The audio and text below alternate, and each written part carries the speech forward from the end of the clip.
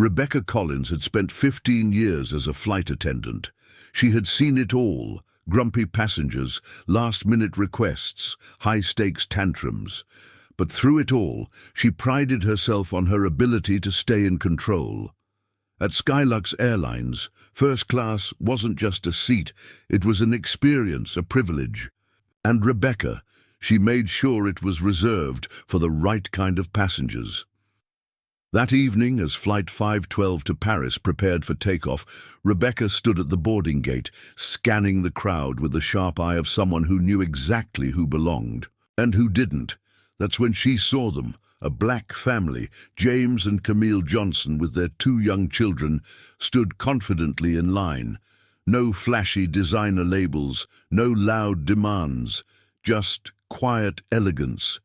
But something about them made Rebecca's stomach tighten. Something felt off. When they handed over their first-class boarding passes, Rebecca hesitated. Their tickets were valid, but deep down she felt an urge, an instinct, to challenge them. "I'm afraid I'll need to confirm your reservation," she said smoothly, even though the system already showed their seats were correct. James exchanged a glance with Camille. They knew. But instead of arguing, they simply waited, calm, patient. Minutes passed. The tension in the air thickened. Passengers whispered behind them, growing impatient. Finally, Rebecca returned with a cold, forced smile. "You'll need to follow me," she said. But instead of leading them to first class, she steered them toward the back of the cabin, near the restrooms, away from the spacious seating and luxury service they had paid for. Camille squeezed her children's hands, keeping her expression unreadable. They had been through this before. This was nothing new. As the plane took off, Rebecca felt something gnawing at her. She kept glancing at them, watching, waiting for them to prove her suspicions right. And yet they didn't. No complaints, no demands, just quiet grace. Even as their service was delayed, their drinks arriving last, their meal orders mysteriously forgotten, they remained composed. But someone else had noticed. A middle-aged man in a sharp suit, seated a few rows ahead, had been watching Rebecca's every move. His eyes narrowed. His fingers drummed against his armrest. Then, during the dinner service, he had enough. He flagged down another flight attendant. His voice was low, but firm. "Can you tell me why that family was served last?" Silence. Rebecca's stomach dropped. Because she had no idea who she had just disrespected, and when that plane landed, her entire world was about to change. Melissa froze for a moment, her eyes darting to Rebecca, who stood just a few feet away. Rebecca turned toward the man, her face tightening slightly. "I assure you, sir, everything is under control," she said quickly, trying to deflect the question. The man raised an eyebrow, unimpressed by her response. "Under control? It looks to me like there's a deliberate effort being made to ignore them. Do you think that's appropriate for passengers who paid for first-class service?" Rebecca's cheeks flushed slightly, but she forced a professional smile. "I'm sorry if it appeared that way, sir. That was not the intention." The man stared at her for a moment longer, his expression unreadable. Then, with a subtle shake of his head, he turned back to his meal, leaving Rebecca feeling more rattled than before. Melissa, looking uncomfortable, excused herself and retreated to the galley. As Rebecca tried to regain her composure, she stole another glance at the Johnson family. They weren't making a scene, they weren't complaining. Yet somehow, their calm presence felt like a quiet rebuke, a challenge she wasn't prepared to face. For the first time that evening, Rebecca began to feel the faintest pang of unease. Something about this situation felt bigger than she had anticipated, though she couldn't quite put her finger on what it was. The rest of the dinner service passed uneventfully on the surface, but the tension continued to linger in the cabin. Rebecca tried to focus on her duties, moving quickly between the rows, but her thoughts kept drifting back to the man's pointed comment and the Johnson family's unwavering composure. Every interaction with them, no matter how routine, seemed to unsettle her more. They weren't confrontational, but their silence spoke volumes. Meanwhile, James exchanged a glance with Camille, silently acknowledging the growing unease in the cabin. Camille, ever the steadying presence, leaned in and whispered, "We've handled worse, remember? Let's just enjoy what we can." Her hand lightly brushed his arm, a small gesture of reassurance. James nodded, but his jaw remained tight. Rebecca, standing near the galley, overheard snippets of the passengers' murmurs. Though no one openly criticized her, the man's earlier comment had clearly sparked quiet conversations. Rebecca felt her control slipping, and with it came an uncharacteristic nervousness. She prided herself on maintaining professionalism and command in any situation. Why was this family getting under her skin? As the hours stretched on, the cabin lights dimmed for the night. Passengers began settling into their seats, some dozing off, while others watched in-flight movies. The Johnson children had fallen asleep, their small heads resting on their parents' shoulders. James and Camille, however, remained alert, their quiet conversation punctuated by occasional glances toward the flight attendants in the galley. Rebecca couldn't keep her frustrations bottled up any longer. She turned to Melissa and muttered, "I don't understand why they're acting so entitled. It's not like they're royalty." Her voice was low, but the bitterness was unmistakable. Melissa, visibly uncomfortable, hesitated before replying. "I don't think they're acting entitled," she said carefully. "They're just normal passengers. Maybe we should just treat them like everyone else." Rebecca shot her a sharp look. "You don't understand. I've been in this business long enough to know when something doesn't feel right." She didn't elaborate, but the words hung in the air. Melissa opened her mouth to respond, but thought better of it, retreating back to the cabin instead. Unbeknownst to Rebecca, James had quietly risen from his seat and made his way to the front of the plane, speaking briefly with the captain's assistant. His calm demeanor hadn't wavered, but there was a quiet intensity in his request. The assistant nodded and escorted James to the cockpit, where he had a brief and private conversation with the captain. When James returned to his seat, Camille raised an eyebrow but didn't ask. She trusted her husband's judgment and knew that whatever he had planned would be handled with the same quiet dignity they had shown all evening. Rebecca, still oblivious to the conversation in the cockpit, continued her rounds. The other passengers in first class appeared relaxed, but there was a growing sense of awareness among them. Some were beginning to notice the subtle dynamics at play, the way Rebecca seemed to bristle whenever she approached the Johnsons. Whispers grew louder, though no one confronted her directly. As the plane sailed through the night sky, the cracks in Rebecca's carefully maintained facade began to show. She couldn't shake the feeling that she had underestimated this family, but she couldn't figure out why. The question gnawed at her, pulling her focus away from her duties. And while she busied herself trying to maintain control of the situation, the Johnsons remained calm, quietly observing the events unfolding around them. Something about their stillness was unnerving, and Rebecca had no idea just how much her actions were about to cost her. As the plane soared through the darkened skies, Rebecca's unease continued to grow. Every glance at the Johnson family seemed to unsettle her further. They weren't loud, they didn't demand anything. And yet their quiet presence felt like a challenge she couldn't ignore. Meanwhile, the cabin remained calm, most passengers either sleeping or quietly watching movies. It should have been a routine flight, but Rebecca could feel an invisible weight pressing down on her. In the first-class cabin, James adjusted his seat slightly, leaning closer to Camille. "Everything's set," he whispered. Camille looked at him, her expression unreadable, before giving him a small nod. She glanced at their children, still fast asleep, then back at her husband. "Are you sure this is necessary?" she asked softly. James gave a faint smile, the kind that carried both reassurance and resolve. "It's not about us anymore," he said. "It's about everyone who might go through this." Camille held his gaze for a moment before leaning back into her seat, her hand resting protectively on her daughter's.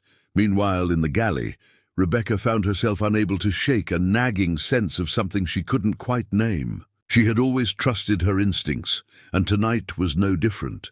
But instead of clarity, her thoughts were clouded by frustration and confusion. Why did this family, who had done nothing outwardly wrong, bother her so much? She convinced herself it was simply because they were challenging her authority in subtle ways. The man's calmness, the woman's quiet grace. It all felt like an affront, though she couldn't explain why.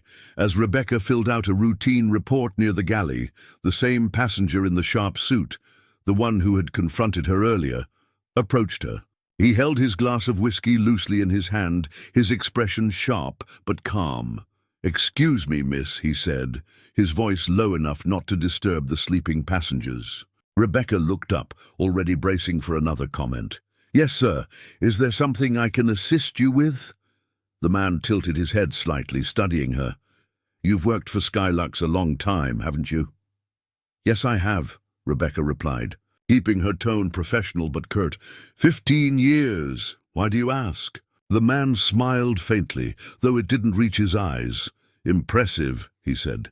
"Then you must know how important customer experience is to this airline. I assume the Johnson family in the back row paid the same premium price as the rest of us. Wouldn't you agree they deserve the same service?" Rebecca's mouth tightened. She hated the way his words cut straight to the point. "Of course, sir," she said, forcing a polite tone. "All passengers are treated with equal care." "Are they?" he asked, raising an eyebrow. "Because it doesn't look that way from where I'm sitting." Rebecca's hand clenched slightly around the edge of her clipboard. "If there's a concern, I assure you it will be addressed." The man took a sip of his drink, his gaze never leaving hers. "Good," he said evenly, "because you never know who might be watching." Camille studied her for a moment, her silence more unnerving than any reprimand could have been. Then she spoke, her voice even. "You've been with Skylux for 15 years, correct?" Rebecca nodded stiffly. "Yes, ma'am." James exhaled softly, leaning forward. "Then I assume you know the airline's core values: excellence, integrity, and above all, unbiased first-class service to every passenger who steps on board." Rebecca swallowed hard, her mind scrambling for a response. "Of course, sir, I strive to uphold those values every day." James tilted his head slightly. "Do you?" The weight of the question made her stomach twist.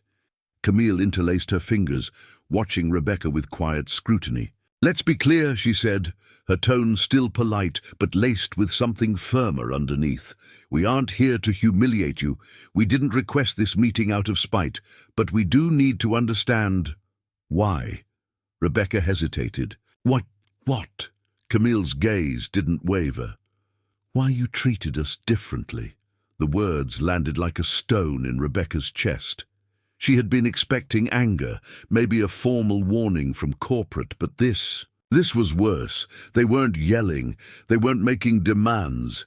They were simply asking her to justify something she suddenly realized she couldn't.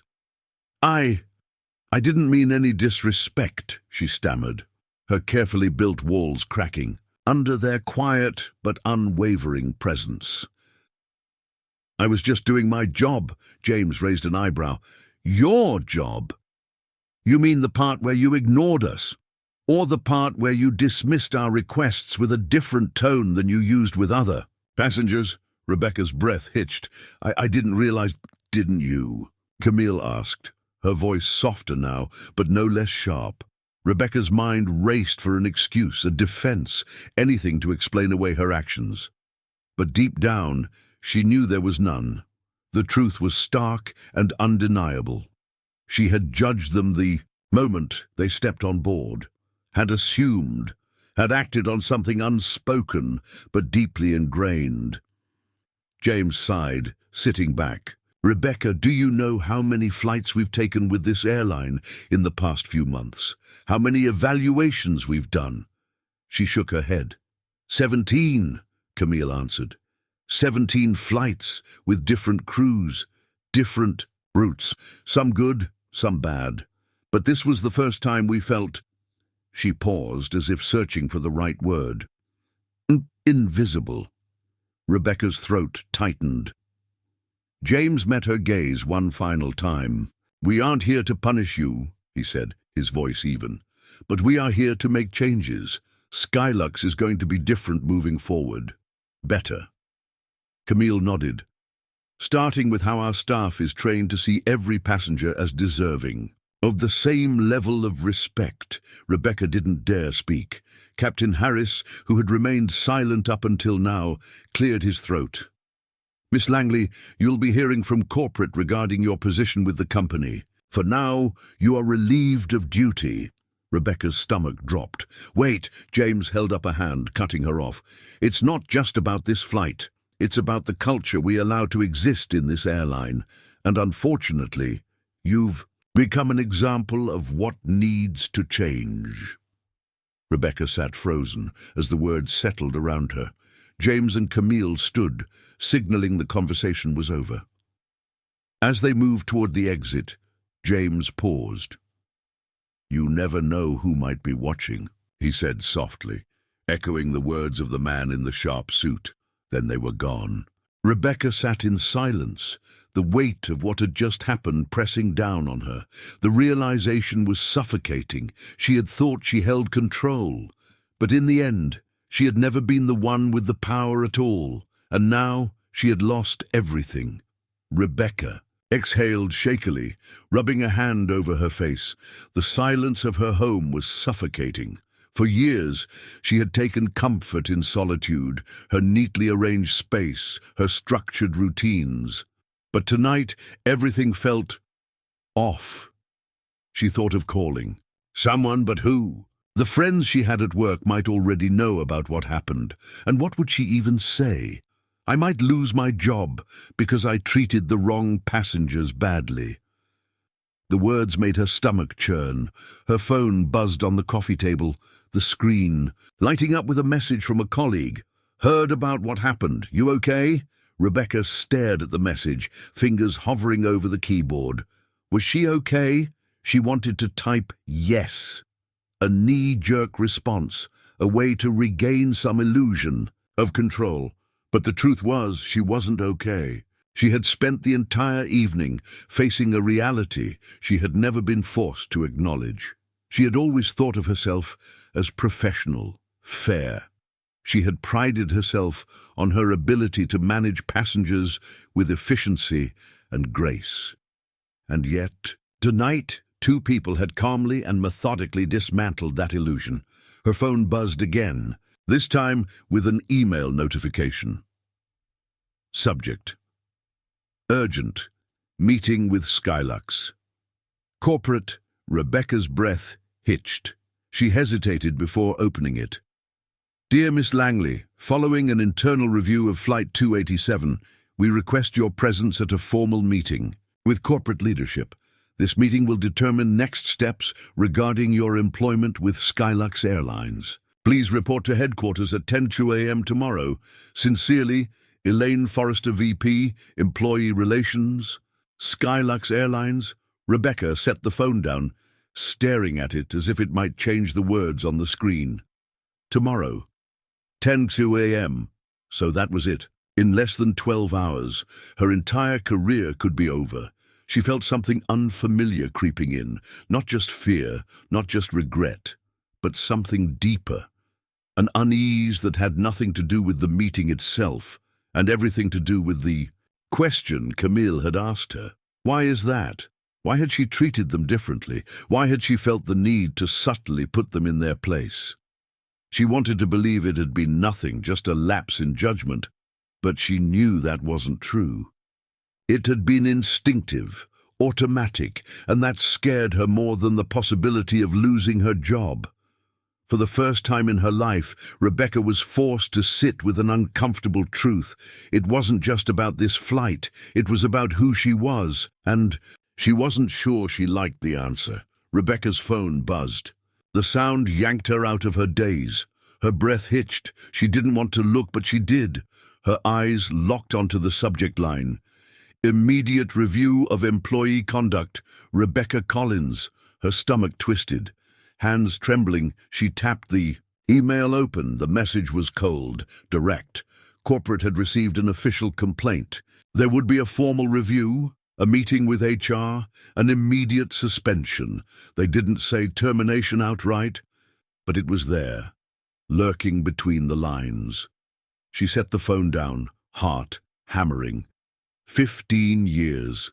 15 years of dedication, of building her career, of climbing the ranks, crumbling in an instant, and yet, beneath the fear, beneath the panic, a quiet voice whispered, "This isn't just about your job." It was about something much bigger. Rebecca leaned forward, burying her face in her hands. For years, she told herself she was professional, fair, above reproach.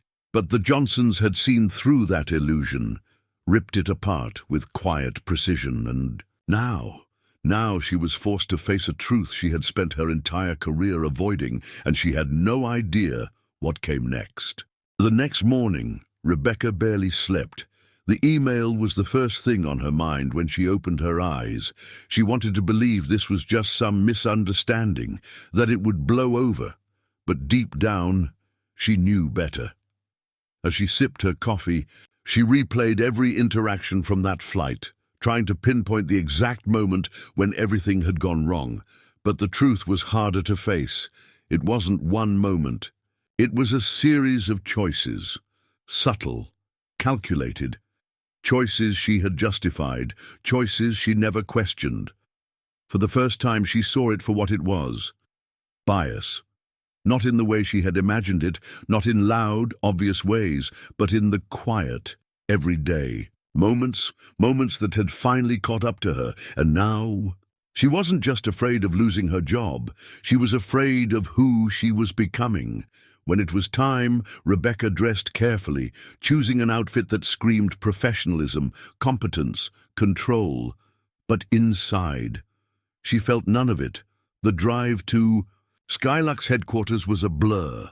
The city felt colder, the streets unfamiliar. By the time she arrived, she felt numb. A receptionist led her to a small conference room. Waiting for her, a senior manager, a rep from HR. Their expressions unreadable. Rebecca's pulse pounded in her ears. She sat, straightened her blazer, forced her face into a neutral mask.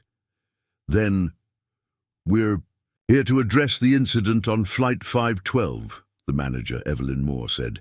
Her tone was professional, but firm. No small talk, no warmth, just business. The Johnsons, as majority stakeholders, have filed a formal complaint about your conduct. They've raised serious concerns." Rebecca swallowed hard. Her mouth was dry. She wanted to explain, to defend herself, but Evelyn lifted a hand, cutting her off. "Before you respond, let's be clear. This is not a minor issue. Their complaint isn't just about poor service. It's about systemic bias. That's something we take very seriously at Skylux." The words hit like a punch. Rebecca clenched her hands in her lap. She could feel it. The ground beneath her career cracking. The HR rep chimed in, voice measured, controlled. "This isn't just about how you treated the Johnsons personally. They've raised concerns about what this says about our company, our culture." Rebecca's throat tightened. This wasn't just about her anymore. This was about the entire airline, its reputation, its future, and she had put it all in jeopardy. "Now," Evelyn said, folding her hands on the table, "you have the floor." A beat of silence. Rebecca inhaled sharply, steadied herself, then, carefully, deliberately, she spoke. "I understand the seriousness of this situation, and I take full responsibility for my actions." She forced herself to continue. "I didn't treat Mr. and Mrs. Johnson with the respect they deserved. I let my own assumptions dictate my behavior. Silence. Evelyn's gaze sharpened. What assumptions? Rebecca hesitated. This was it. The moment she had to say it out loud. She swallowed, her voice barely above a whisper. I assumed. They didn't belong in first class. Her stomach twisted. And I let that assumption dictate how I treated them. Evelyn didn't flinch, didn't soften. Do you understand why that's unacceptable? Rebecca nodded quickly. I do. And I'm sorry, truly. I know an apology doesn't erase what I did, but I'm committed to learning from this, to changing. Another silence. The HR rep scribbled something on a clipboard. Evelyn exchanged a glance with him. Then she leaned back, expression unreadable. Rebecca, your record at Skylux has been exemplary, until now. A pause. But this incident is not something we can ignore. Rebecca held her breath. For now you are suspended, with pay, pending final review. Her stomach dropped, suspended, a week to wait, to wonder, to sit in the unknown. You'll be notified of our final decision soon. The meeting was over. Rebecca stood, thanked them in a whisper, walked out of the room. The walls of Skylux headquarters suddenly felt suffocating. She had come in hoping to fix this, but now, for the first time, she realized there was no fixing it. There was only facing it. Rebecca ordered a coffee, but she barely tasted it. She just needed noise, something, anything to drown out the storm raging in her mind. The hum of the cafe, the clinking of cups, the quiet murmur of conversations. It should have been a comfort. But then, a voice cut through the noise like, a knife. Did you hear about that Skylux thing? Rebecca froze. A woman at a nearby table leaned in, speaking in a hushed, conspiratorial tone. The owners were on a flight, and the crew totally screwed up. Can you imagine? A man scoffed. Oh yeah, I saw it online. Apparently they're this super successful black couple, and the staff had no idea who they were. Pretty embarrassing for the airline. Laughter. Talk about karma. You can't treat people like that and expect it not to come back on you. Rebecca's stomach twisted. The walls of the cafe felt like they were closing in. She hadn't realized how far the story had spread. She hadn't realized she had become that person, a cautionary tale, a viral lesson in failure. She set her coffee down, suddenly nauseous. If random strangers were already talking about it, what happened when, if she lost her job? Would her name be attached to it forever? Would she be another disgraced headline, another face people whispered about over coffee? Rebecca walked out of the cafe in a daze. The laughter, the voices, the weight of her own shame followed her like a shadow. The next morning, her phone chimed. Subject, decision regarding suspension. Rebecca Collins. Her breath hitched, hands shaking, she opened it. Dear Ms. Collins, following a thorough review of the incident on Flight 512 and consultation with our leadership team, including our stakeholders, we have reached a decision regarding your employment with Skylux Airlines. Rebecca's eyes flew over the words, scanning faster, heart hammering against her ribs. Then, your employment with Skylux Airlines will be terminated effective immediately. The words blurred, she read them again, and again. 15 years. Gone. Just like that. The email continued, listing violations, company policies, and the inevitable damage to the airline's reputation. A severance package, instructions to return her uniform, a sterile clinical ending. To the career she had built her entire life around. Rebecca dropped the phone onto the table, hands trembling. It was over. Everything she had worked for, everything she had sacrificed for, gone in an instant. For days, she barely moved, barely spoke. The weight of failure wrapped around her like a suffocating fog.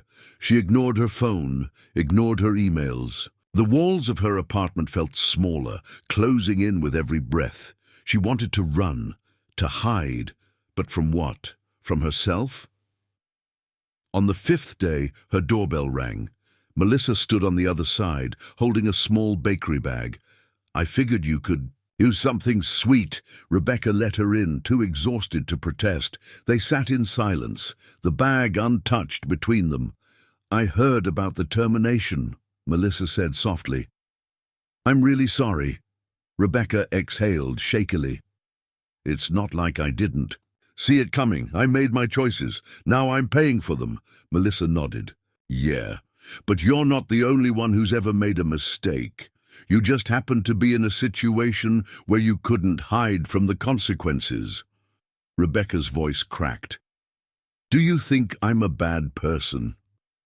Melissa met her gaze, steady and unflinching. "I think you've been carrying biases you didn't even realize you had, and when they got challenged, you hurt people. But recognizing that's the first step to being better." The words cut deep. "What if it's too late?" Rebecca whispered. Melissa's voice was firm. "It's only too late if you decide it is." For the first time in days, something inside Rebecca shifted. The fear, the guilt, the crushing weight of shame. It was still there. But now there was something else too, a choice, a question. Was she going to let this moment define her as the woman who failed, or as the woman who fought to be better? That night, Rebecca sat at her laptop, fingers hovering over the keyboard. Then, slowly, she started typing. Unconscious bias and discrimination in the workplace. The search results flooded in. Articles, studies, training programs, personal essays, stories of people who had faced their own biases and worked to change. One post caught her eye. A woman who had experienced discrimination in her career and turned it into a mission. An organization built to foster inclusivity and accountability. Rebecca's breath caught. She thought about Camille, about the Johnsons, about the question that had haunted her since that flight. What have you learned in 15 years? Maybe she finally had an answer. She wasn't sure where this road led. She wasn't sure who she would become on the other side, but for the first time, she was ready to find out. And that was the first step. 15 years in the airline industry, 15 years of structure, discipline, authority. And yet, the only question that mattered still haunted her. What have you learned in 15 years? Camille Johnson had asked her that. In the Skylux lounge? Her voice calm but piercing. Rebecca had no answer then, but maybe she could start finding one now. Her fingers trembled as she bookmarked articles, training resources, anything that could help her understand the weight of what she had done. For the first time, she considered reaching out to a professional organization, something she would have scoffed at before, because now it didn't feel like a concession. It felt like a necessity. Rebecca wasn't naive. This wasn't a quick fix, undoing years of ingrained biases, of dismissive thinking, of blind spots she had never acknowledged. It would take work. But the alternative? Remaining the woman who had failed so profoundly? That was no longer acceptable. The next morning, she woke up with a strange mix of dread and determination. She knew what she needed to do. Her thumb hovered over a number saved in her phone for years, a number she had never actually used. Leah, her younger sister. They hadn't spoken in months, maybe longer, their relationship strained by Rebecca's rigid, dismissive attitude. Leah had spent years working as a diversity and inclusion consultant, and Rebecca had never taken her work seriously, never thought it applied to her. And yet now, Leah was the person she needed to hear from the most. Rebecca hesitated. Would Leah even want to hear from her? But then, Melissa's words echoed in her mind. You didn't lose your ability to learn, to grow, to change. Rebecca inhaled sharply and pressed the call button. It rang twice. Then, Rebecca. Leah's voice was cautious. This is a surprise, Rebecca swallowed. Hi, Leah. I, I know it's been a while, but I need to talk to you, if you're willing to listen. A pause. Rebecca braced for rejection, but then Leah's voice softened. I'm listening. For the first time, Rebecca didn't hold back. She laid everything bare, the mistakes, the blind spots, the consequences that had shattered her career. She didn't make excuses, didn't try to soften the truth. She just told it. When she finished, Leah was silent for a long moment. Then finally, "It takes courage to admit what you just did," Leah said. "Most people never even get to that point." Rebecca exhaled, but then Leah's tone sharpened. "But you need to understand, this isn't about fixing one moment. It's about unlearning years of behavior. It's about committing to real, lifelong change. That's a long road, Rebecca." Rebecca nodded, her voice steady but raw. "I know." "Are you actually ready for that?" Leah asked, serious. Rebecca's chest tightened, not with fear, but with resolve. "I'm ready." And for the first time in weeks, she believed it. Leah didn't waste time. She laid out steps, resources to explore, courses to enroll in, conversations to have. Rebecca listened, truly listened, for the first time. She took notes, absorbing every painful truth. She wasn't looking for redemption, not yet. She was looking for understanding.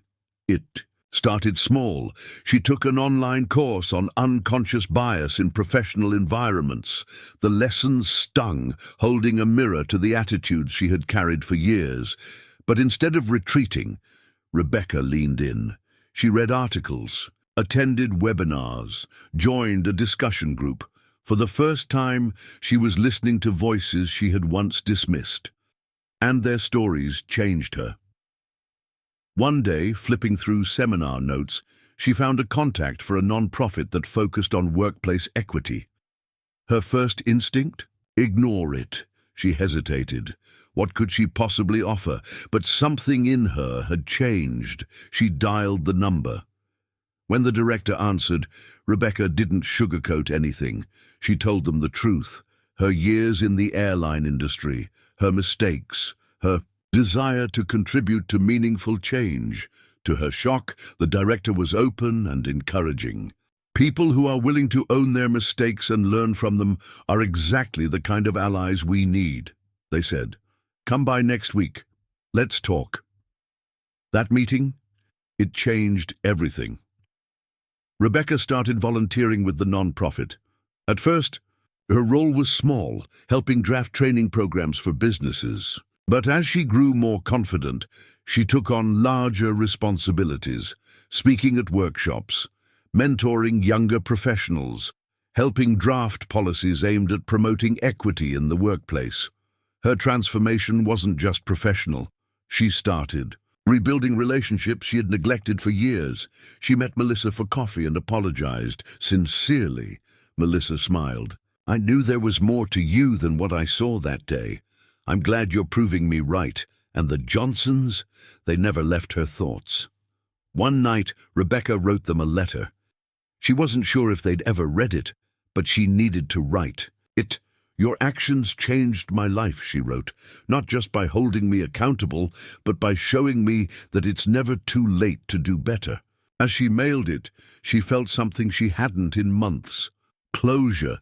She didn't need their response, because for the first time, she was holding herself accountable. Years later, Rebecca stood at the front of a packed seminar room, a workplace equity event filled with young professionals. As she shared her story, she saw the way the audience listened, not with judgment, but with hope. She wasn't the flight attendant who had let her biases dictate her actions anymore. She was someone new, someone who had taken failure and built something better from it.